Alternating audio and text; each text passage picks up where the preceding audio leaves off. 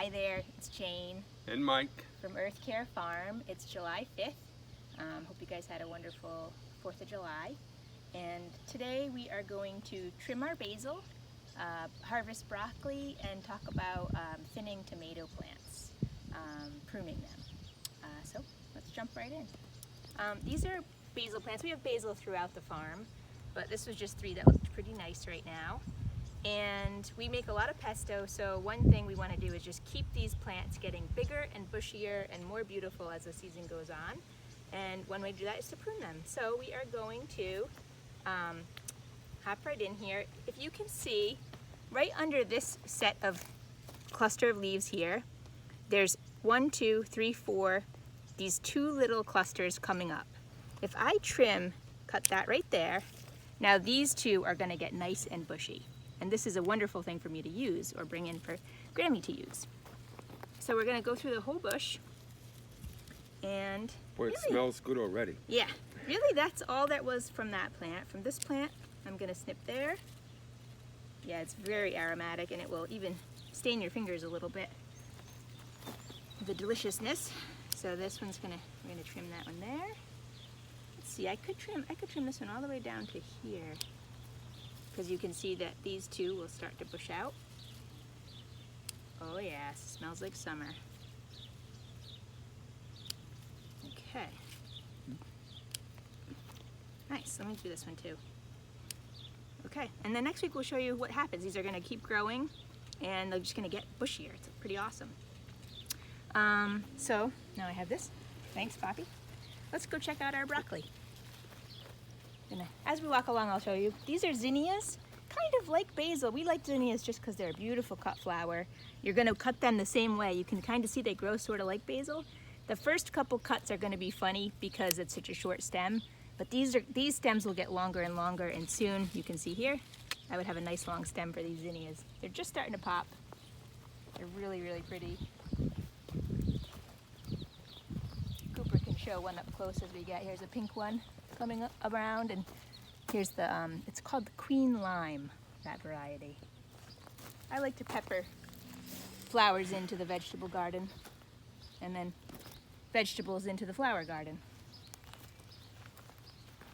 Show this artichoke as we're walking by. It's looking glorious. Whoa.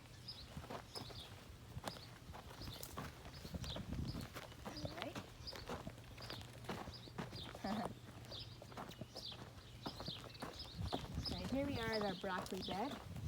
You'll notice again, so we've got marigolds doing beautifully in front of this broccoli. Just kind of nice to have a little pollen and fodder for my bees, and a little beauty to the vegetable garden. All right, let's see, I'll put my flower in here. So this is a beautiful head of broccoli. You can see it's about the size of my hand.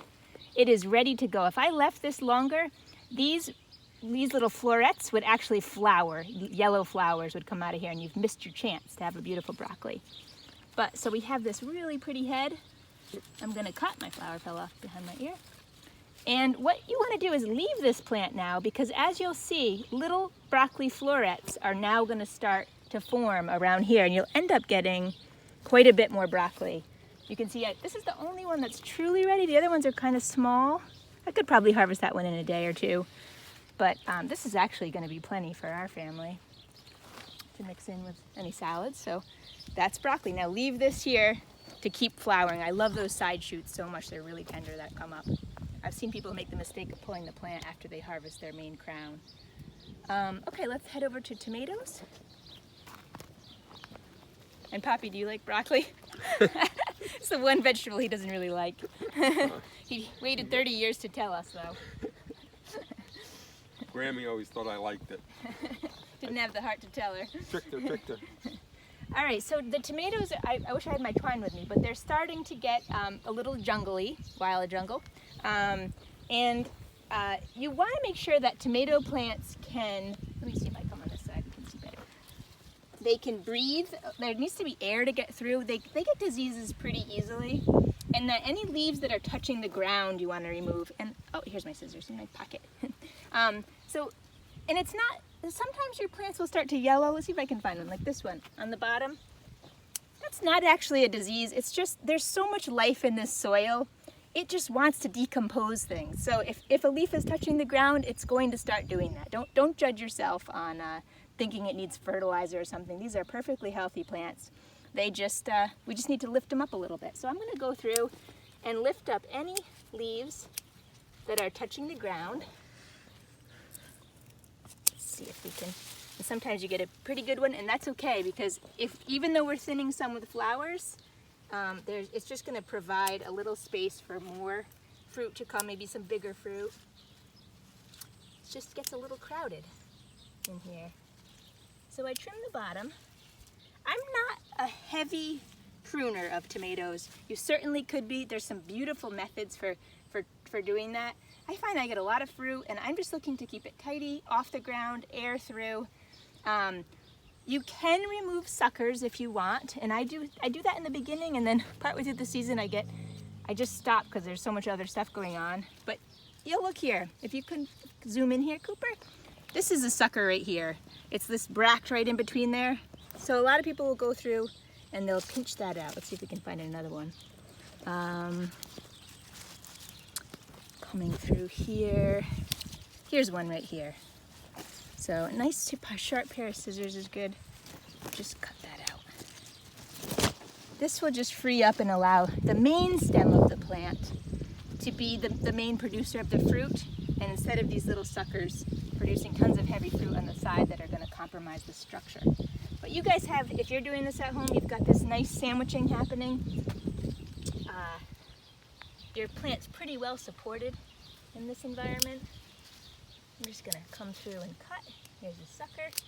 This is actually a sucker. I'm going to cut him. Cut this. Cut this. Gosh, I could probably do a whole class just on this. This is pretty big at this point for me to cut out. That would be kind of stressful for the plant to lose. I should have cut it about a week ago. I'm just going to tuck him in. So each one of these yellow flowers, can you show that, Coop, will become a little fruit like this. And then that fruit will get bigger. When you see a flower like this, see this flower? It's funky. It's not quite as kind of classical, perfect like this. This is going to be one of those heirloom tomatoes that's sort of uglier with all the lumps and bumps. And but they can taste the best. Yeah, I like those. Some people like to remove those, especially farmers that are going to the farmer's market, so they have a little more uniformity. I'm fine with that. We like ugly, so we'll take it. But you can tell it's a predictor of that. Ugly fruit. I'm going to tuck him in. Just trying to tighten it up. Tighten up that so it's a good, support. Air it out a little. Get those suckers off. Get a little bit of airflow in there. So I think what I'll do is I'll go back through here and next week we'll show you what it looks like much tidier. Already you can see this section is way tighter than that section. I will also add another line of twine. I think every week I now kind of have to do that. And awesome. Some of you that bought our raised bed mix this year, this is a little bit older soil, but are saying they've already got 6-foot high plants, and I'm a little jealous actually. It's awesome. But anyway, also wanted to this is my shirt to remind myself, just do it later. I tend to be a type of person that thinks I should have done it yesterday, and so sometimes you just have to wear a mantra that you would like to embody. I don't see any tomato hornworms this year. Not yet. They'll probably come, and that will be a fun thing to show you guys. And we'll show you the parasite. When they come, the predator comes, the parasite. But look at this, Cooper. Did you show these beautiful tomatoes here? It's coming soon. It's only July 5th, so this is going to be an early tomato season. We've had a lot of beautiful, hot weather for tomatoes. So keep the questions coming. These were all questions people had that we answered. It's super helpful. Thank you for watching. Thanks a lot.